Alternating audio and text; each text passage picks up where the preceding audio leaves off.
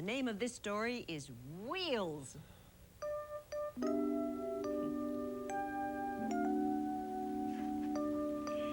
Elliot's birthday present, the one from Grandpa, was big enough. Elliot held his breath as he tore the butcher paper off.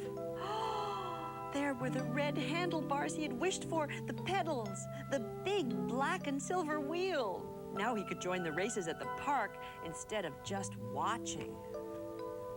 "Get your bike, Jim," called Elliot to his friend from next door. "I want to try my new one out." They left the other presents unopened beside the cake with its 5 snuffed candles. The whole family came out on the sidewalk. "Don't cross the street," said Mom as the riders started off. "Watch out for Sadie," said Dad. "Go to it, Wheels," shouted Grandpa. "Feel the wind in your hair." "Hey, Wheels," called Mr. Palladini, who was lounging on his steps in the last of the evening sun. "Happy birthday."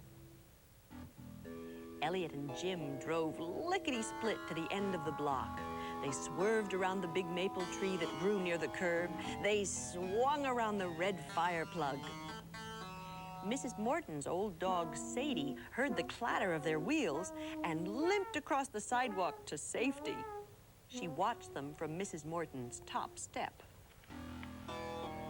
Up and down the block they rode, back and forth past their houses.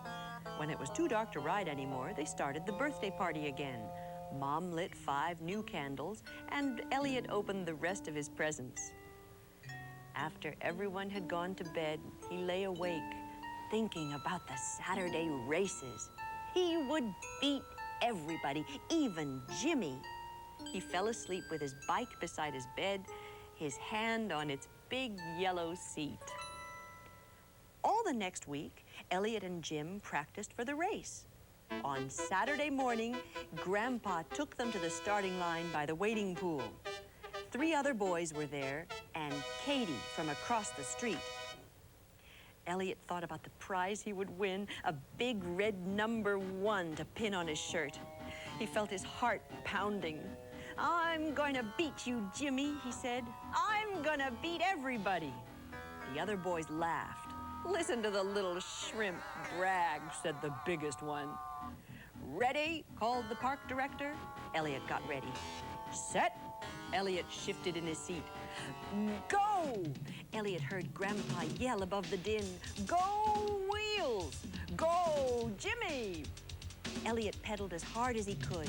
He and Jimmy stayed even.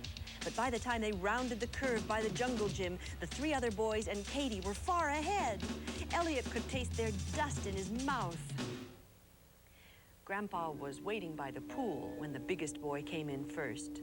Katie finished second. Elliot and Jim tied for last place.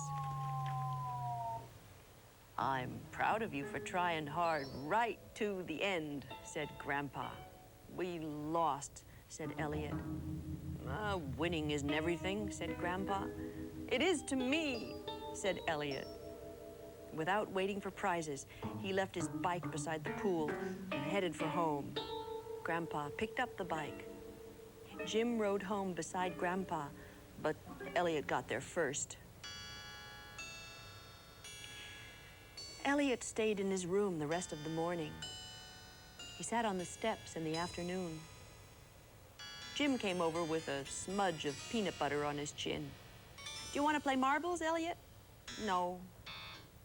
"Do you want to play robots?" No. So Jim rode his bike up and down, back and forth, alone. Elliot stepped on ants. After a while, Grandpa came out and sat down beside Elliot. He said, "Ants like the sunshine too, you know." They watched Jimmy swerve around the maple tree, around the fire plug. Jim was riding so slowly that Sadie stayed stretched out on the sidewalk. Up the block, Katie's mother brought her across the street, carrying her pink and blue bike. Jim waited for her to catch up, and they sped away together. Little stones spun out from under their wheels. "I made a prize for you," said Grandpa. "It says winner." because everyone who tries something wins in here. He tapped his chest. Elliot pinned his prize on his shirt. Jimmy and Katie sped by the house, howling like fire engines. Elliot imagined himself roaring down the street with them, the sirens screaming in his throat. "Maybe I can catch them," he said. "I wouldn't be surprised," said Grandpa. As Elliot climbed aboard his bike again, he and Grandpa waved each other a kiss. Then Elliot sped away to catch his friends. Little stones spun out from under his wheels, too. Sadie limped across the sidewalk and climbed to safety at the top of the steps. "Go, Wheels!" called Grandpa. "Feel the wind in your hair."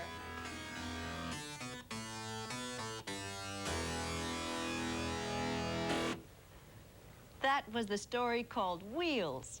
It was written by Jane Resch Thomas, and those wonderful pictures were by Emily Arnold McCulley.